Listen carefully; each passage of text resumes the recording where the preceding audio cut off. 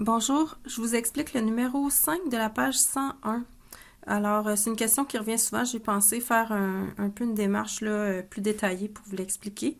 Donc, on a deux plongeurs qui sont situés de part et d'autre là, des extrémités d'une piscine qui a une largeur de 5 mètres puis une profondeur de 2 mètres. Donc, on dit qu'il y a un mur opaque au centre de la piscine, puis on demande si les plongeurs peuvent quand même se voir. Donc, l'idée ici, c'est de savoir si la lumière peut rester emprisonnée dans l'eau par le phénomène de réflexion totale interne. La lumière du soleil, la lumière des lampes va refléter sur chacun des plongeurs. Puis là, il y a des rayons de lumière qui vont pouvoir se rendre à l'autre plongeur par une réflexion.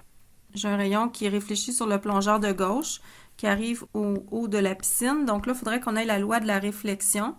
Là, j'ai pas fait un dessin à l'échelle, mais ça devrait être un angle égal de part et d'autre ici de la paroi opaque parce qu'elle va être située dans la même direction que la normale au niveau de la réflexion. Donc là, on va aller chercher c'est quoi l'angle qu'on a ici pour le rayon qui il est réfléchi, il part du plongeur, puis il arrive à la surface de l'eau et il essaie de sortir dans l'air. Mais là, on veut avoir un phénomène de réflexion totale interne. Ce qu'on va faire dans le premier lieu, c'est de calculer l'angle ici. Donc, je vais l'appeler l'angle θ1. Fait qu'on va aller chercher cet angle-là. On va se servir de la définition de la tangente. Pourquoi? Ben, c'est parce que voyez-vous ici qu'on a un triangle rectangle qui est formé.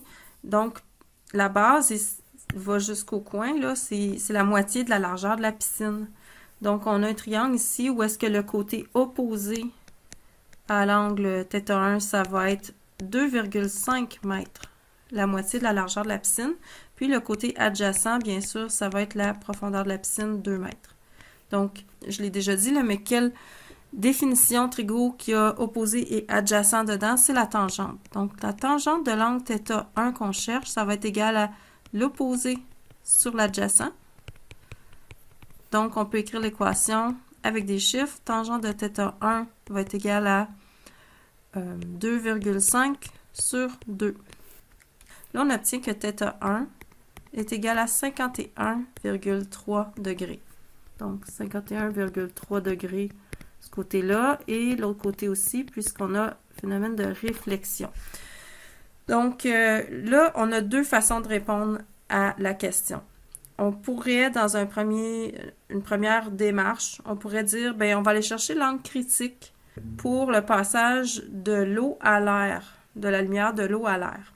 Puis après ça, on sait que l'angle critique, c'est une valeur maximale. Donc, si on a plus que l'angle critique, oui, on a un phénomène de réflexion totale interne, fait que la surface de l'eau va vraiment se comporter comme un miroir totalement réfléchissant. Une autre façon de faire, ce serait vraiment d'aller calculer l'angle de réfraction dans l'air. Puis si on a réflexion totale interne, à ce moment-là, il n'y aura pas de valeur qu'on va obtenir. On va trouver une erreur sur la calculatrice. Je vais vous montrer les deux démarches. Donc, allons-y avec le calcul de l'angle critique pour commencer. Donc, ici, il n'a pas été spécifié quel est l'indice de réfraction de l'eau, mais on peut, c'est parce que dans le livre, il est fourni dans le tableau là, des indices de réfraction. Fait que indice numéro 1, ici, ça va être celui de l'eau, c'est 1,33. Donc, c'est l'indice numéro 1 parce qu'on est en train d'analyser un rayon qui passe de l'eau et qui s'en va dans l'air. Mais à l'angle critique, ce qui arrive, c'est que notre rayon qui est dans l'eau va arriver à l'interface eau-air. Puis là, il va sortir à 90 degrés. C'est lorsqu'on a la situation limite où est-ce que l'angle de réfraction il est le plus grand possible. Donc, ça correspond comme calcul à 1,33 l'indice de l'eau, sinus de l'angle dans l'eau par rapport à la normale, qui est l'angle critique qu'on recherche. Puis après ça, on a l'indice 2 qui est l'air, donc une valeur de 1 fois sinus de 90 degrés. Alors là, on va obtenir notre angle critique pour l'eau et l'air. On obtient ici une valeur de 48,75 ou 48,8 degrés. Donc là, comme j'ai dit, c'est déjà une première façon de répondre à la question parce que notre angle θ1 qui a dépassé l'angle critique, donc on a le phénomène de réflexion totale interne. Alors oui, les plongeurs vont pouvoir très bien se voir. Quand ils vont regarder la surface de l'eau, ça va être comme un miroir. L'autre méthode, ça va être carrément de partir du schéma qu'on a ici, puis d'essayer de calculer quel serait l'angle θ2 s'il y avait une réfraction. Donc, à ce moment-là, ça c'est une situation hypothétique, on ne l'a pas encore vérifié, qu'il va y avoir une réfraction, mais on fait le calcul. Fait que là, on travaille avec le rayon qui est à gauche, puis qui tente de sortir dans l'air. Fait qu'on va avoir ici un angle de, un indice numéro 1 de 1,33 fois le sinus d'un angle d'incidence de 51,3 degrés, et ça va donner l'indice de réfraction de l'air fois sin de θ2.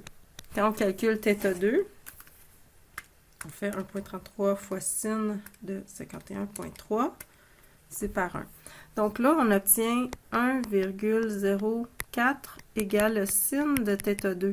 C'est une situation impossible, ça. Parce que si vous continuez le calcul, là, dans votre calculatrice, vous allez obtenir une erreur. Un sinus d'un angle ne peut pas dépasser 1. Donc, comme la réfraction est impossible,